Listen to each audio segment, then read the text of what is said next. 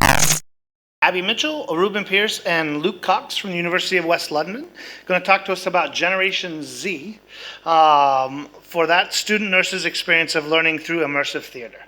Hello everyone, nice to meet you. I'm Abby Mitchell, Senior Lecturer at UWL. My name's Reuben Pearce. I'm a nurse consultant in mental health nursing in Berkshire Healthcare Trust and worked at UWL for the last sort of 10 years. And I'm Luke. I'm a lecturer in simulated learning at University of West London in the Sim Centre. Okay, so we come here today to present to you our immersive theatre in nurse education. We started off, we have a bit of a history using forum theatre. We've done lots of things with forum theatre in the past, in health promotion and in mental health training. And we've also used quite a bit of street theatre in our nurse recruitment strategies and to make a more authentic environment for the nursing students. So we wanted to create something a little bit different. We wanted to build on our current simulation practice, and we wanted to create an experience for the students where we eliminated that opportunity of that passive kind of bystander role, which we often found that we had with some of our simulated practice. So we wanted to create a lived experience where the students learned by doing. It was authentic and it was engaging and it was a safe space.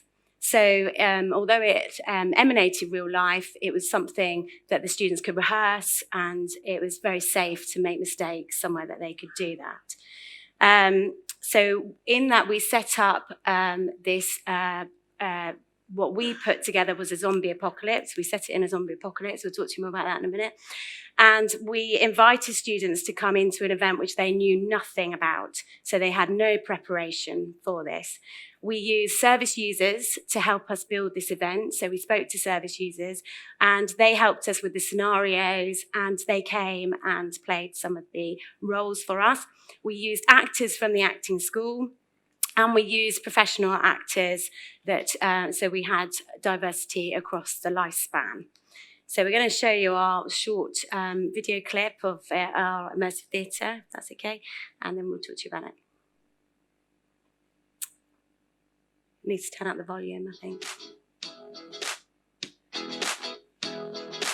So today we had like a crisis type of scenario.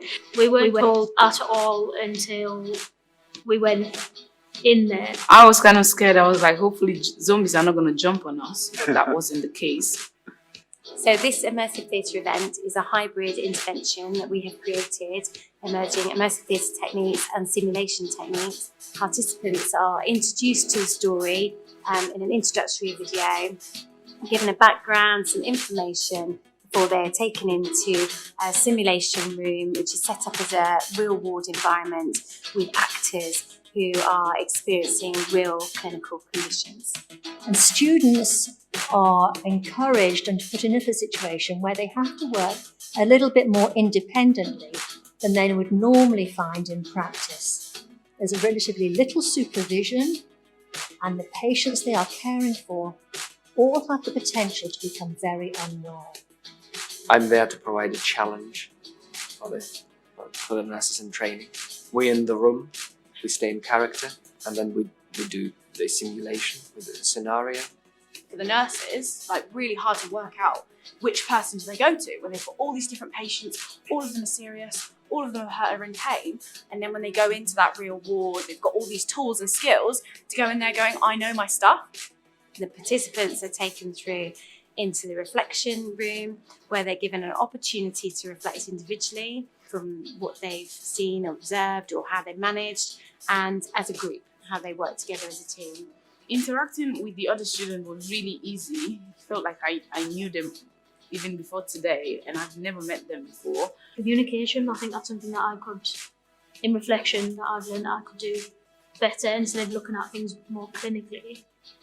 So you went through the patients one by one. Then you can assess your own performance, how well you did, and then maybe think about where you could have done better, We look at this as a rehearsal for real life, so it's in a safe space where participants can make mistakes safely and through reflection and supported debrief, able to learn and grow through that and recognise areas of development.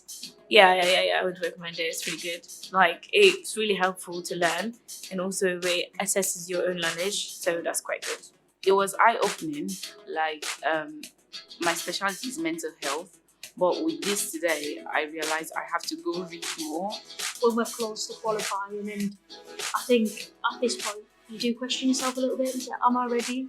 But then that gives you a little bit more confidence to say, actually, yeah, you are.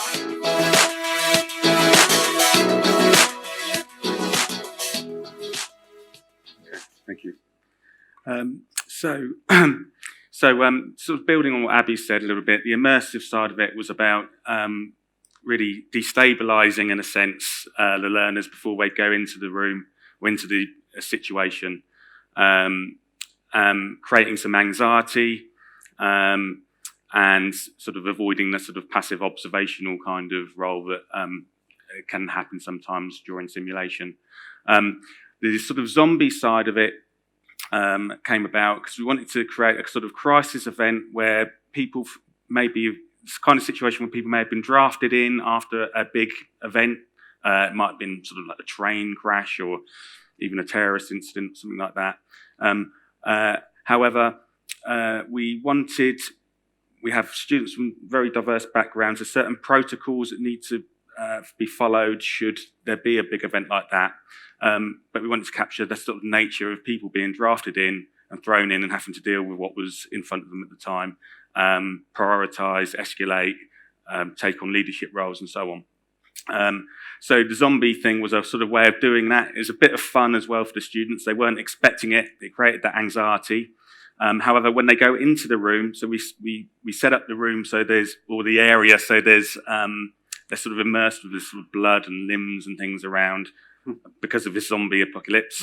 So of course they're highly anxious at this point. But when they go into the room, into the crisis area, they're dealing with real patients with real clinical conditions. So that might be traumatized family members who've seen events happening. I'll let Abby sort of take over some of these conditions. Yeah, so we have sepsis. We had a patient with sepsis. That was really useful because the mental health nurses already made some assumptions as to why the individual was behaving like that. And we had people with MI, we had an anaphylaxis. So anything to kind of challenge those problem-solving skills. And it was great mixing them up because it would test out these assumptions of different fields of nursing and so on. And also the sort of zombie bit as well, in a way, it tested assumptions about, oh, I'm not going to deal with zombies. And when we think about some of the things that are happening in the world at the moment, immigration, people being referred to as aliens and things, we had some interesting conversations about that in the debriefs. Okay, so we based it on constructivist theory, which was kind of the philosophical basis for this, and then obviously we used experiential learning.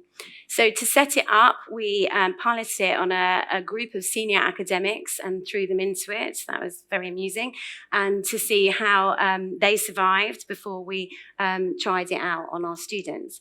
So then we invited, for the first run of this, we invited all third-year adult nursing students. We had 52 of them when we first started. We had 4 males and they were between the ages of 21 and 54. And as you saw from the video, they went into the event, they worked as a team, they had to assume the leadership roles. And then when they came out, they had an opportunity to reflect. We gave them a reflective framework of Driscoll so that they could look and consider their actions and the implications for these and maybe sympathise with that. And then we debriefed them ourselves. So we sat them in a room and we talked them through what went well, what didn't go well, how they felt, and any learning that we could bring to the table. So they had a 45-minute debrief each following this event. We then gave them a questionnaire, and part of the questionnaire was to understand how they found it as a learning experience. And we based those questions on the Kirkpatrick framework to see what their reaction was to that level of learning. Since that time, we have now rolled this out to across all nursing fields, including mental health, child learning disability, midwifery students. We've run it with nursing associates. We've run it with a trained mental health staff out in practice. And we plan to run it with paramedics and nursing apprenticeships next year. Okay. So we did some thematic analysis of the sort of questionnaires from the students, and really the sort of big sort of theme really was the engagement, and we guessed that really, hadn't we? But there's a few sort of examples there of some of the things that came from students. One of the big things was the I guess the emotional response from the actors playing the roles are very real emotional responses. If one of the nurses is says they're going to be back in a few minutes and they're not, that person might start to become agitated and kick things around or whatever. And so there's that ongoing sort of improvisation with the actors really came out for the students and was important. I'll let Abby just talk a bit about the so one of the biggest things they talked about was their ABCD assessment when they were faced with a crisis situation. As the first thing that went out the window, and then when you spoke to them and debriefed, they were like, "Oh yeah, of course." And actually, they found that very valuable because they then said to us, next time, I think that will be at the forefront of my mind that I need to do my ABCD assessment. Our nursing students talked about the fact that they didn't get much mental health in the training. We are addressing that with the new curriculum, but they really enjoyed the opportunity to work with mental health. Yes, I mean, they'd get sort of sessions that are often very didactic sessions around some mental health awareness, but nothing where they're really interacting. And of course, they wouldn't get the opportunity to interact with mental health in their practice placements not in the more sort of serious mental illness anyway. They liked the story narrative. We had one or two that didn't like the zombies, but apart from that, considering we've rolled this out now for a whole year and hundreds of students have gone through the door, very few didn't like it. Most of them absolutely loved the story narrative and then loved engaging with it, and it helped them feel like it was real. Their issue before when they talk about simulation is, so it's not real. So that's not what I would do in real life. And yet when they were in this event, they actually felt like it was real life. They were with real people. It was a real experience. And they really enjoyed learning through engagement, through actually participatory engagement rather than that kind of a didactic approach that Ruben just spoke about. Yeah. Or traditionally sort of role play with your lecturer with a fake moustache and a cap on, pretending to be older and things. So some of the feedback from the qualified staff was that it had improved their news charts recording. The managers of the private inpatients unit said to us that had a great improvement. And we also had feedback that somebody had identified a patient with sepsis and managed to save his life. So that was a really important side to it.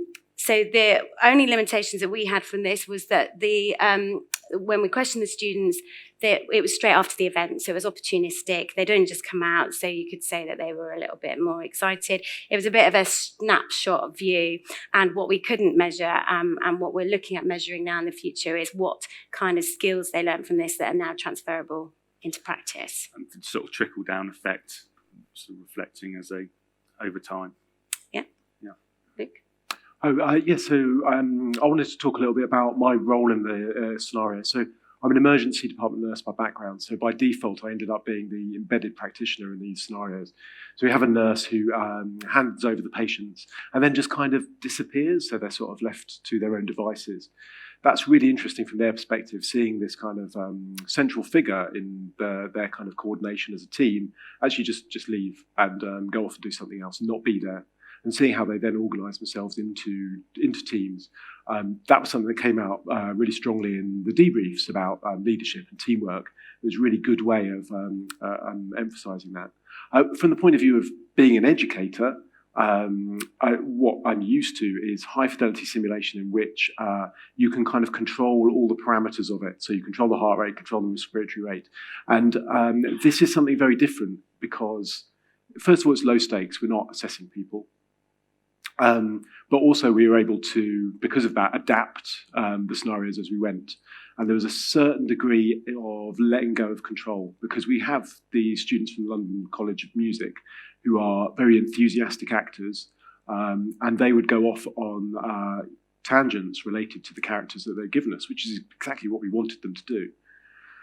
From the point of view of an individual trying to manage that, it's not possible. So there was something very cathartic as an educator of being able to let go of control of a scenario and just see where it went.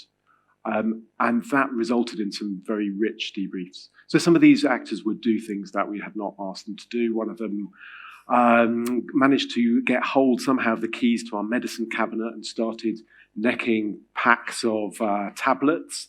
And I think at the time he wasn't actually sure whether these were real or artificial tablets. He was that committed to the role.